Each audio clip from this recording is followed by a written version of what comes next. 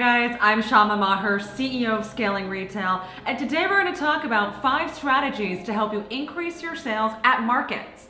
Now, here in LA, when we think about markets, Unique LA, Echo Park Craft Fair, Renegade Craft Fair are just a few of the different local markets that we have going on that really support a very thriving startup fashion community.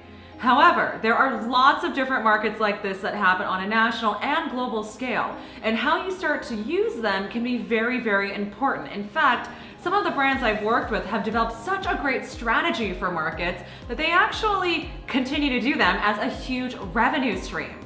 So let's unpack a few of the great reasons on how you can start to maximize your sales at these types of events. Today we're going to cover how to know the price points that you want to set, how you can take a look at things like personalization, offering discounts, the use of aftercare sales, and how customer service can be a very big driving point. And lastly, how you can get involved with special events, right? What are the kinds of events that you'll be looking for? All right, guys, it's time to number 1, price competitively. Now, at these types of markets, people tend to walk around and see all the different brands that are there before they go back to make a purchase.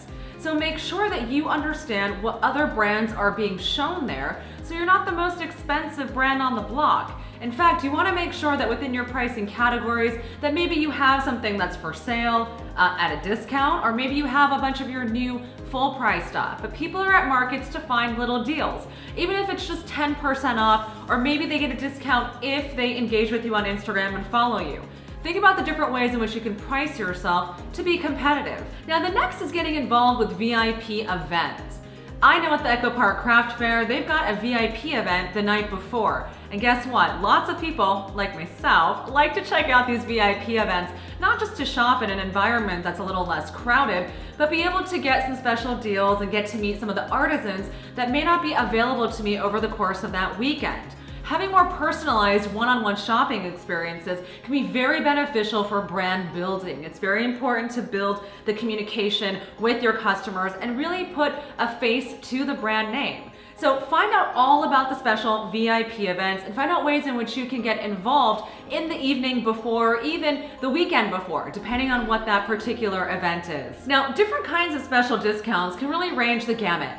I've had some clients who've done 2-for-1 deals at these different events, other ones who are saying, hey, these are all of our sample sale products, or even if you buy 2 items, you can get 15% off. Be creative. Also think about having specialty gift packaging available on site, an amazing thing to add as a new delivery item to the customer, especially if it's around the holiday time.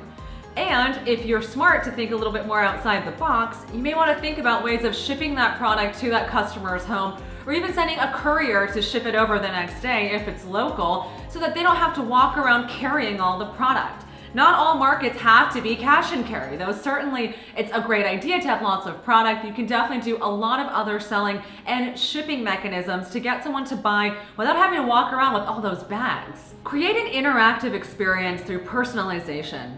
Now, one of my favorite stands that I went to at the Echo Park Craft Fair was a woman who was selling gemstones. And she was selling all these specialty crystals, and part of the offering was that she was going to help tell you what are the crystals that were right for you. She made it into a really amazing interactive experience for people who were able to buy and not buy the product. They walked away with a very strong and positive feeling towards that particular brand and that brand owner. So think about that in terms of any of the other products that you're possibly selling. How can you turn that shopping experience into something that's more personalized? Are you able to tell them based on, let's say some Reiki or some Feng Shui in the house, what it is that you think they should be prescribing? Is that you're able to offer some kind of tailoring or be able to help take in a garment? Really think about not just closing the sale, but also think about the ways in which you'll be able to offer and add more value to that customer while they have a chance to get to know your business. Now, lastly, guys, please make sure that you implement a very strong social media and newsletter strategy while you're selling at these events, because not all of the sales happen on site on that day. In fact, if you're able to get people to follow you on Instagram And if they follow you, they get a special discount, or if they sign up for your newsletter today, they get a special discount, or maybe you host trunk shows and special events and you want people to be able to come and attend. Make sure that you have a great follow-up practice in mind. Otherwise, all these amazing people who you have at your disposal in terms of their information and their engagement, it's gonna fall by the wayside. So you also want to be thinking about these markets as one branded touch point in a multitude of touch points for that particular season or that quarter. Markets can be an amazing channel for you. Markets can be able to bring you to that customer. They can also help you understand customer feedback, how they feel about your product. Being able to increase revenue at a market is a simple mechanism, being able to have the right price point, be able to deliver on that product, be creative about how you're servicing them, and make sure that you're constantly thinking outside the box. Please don't skimp on how your table is being presented. All of the fixtures, all of the things that you're able to use for display, all of those are very critical of someone being able to say, yes, this person cares about the delivery, they care about their craft, they care about their product, or they don't, and they're just putting it up on the tables and stacking them all up. So presentation is gonna be a very big way in which you'll be able to help convert more of those looky-loos into possibly long-term customers.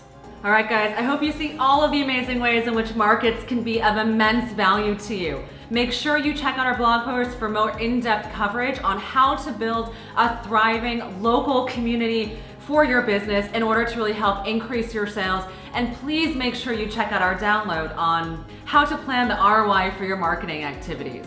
As I said, participating in markets is just one particular sales and marketing channel. We want to make sure that you're planning a return on investment for all of the different areas of business that you are focusing on. All right, guys, thank you so much for watching. Please feel free to leave a comment below. Do hit subscribe and check us out on Instagram over at Scaling Retail. And when you're ready to launch and scale your business, shoot us an email at hello@scalingretail.com and we'll come up with a customized solution to help you grow your sales revenue. Talk to you guys soon. Have a great one. Bye.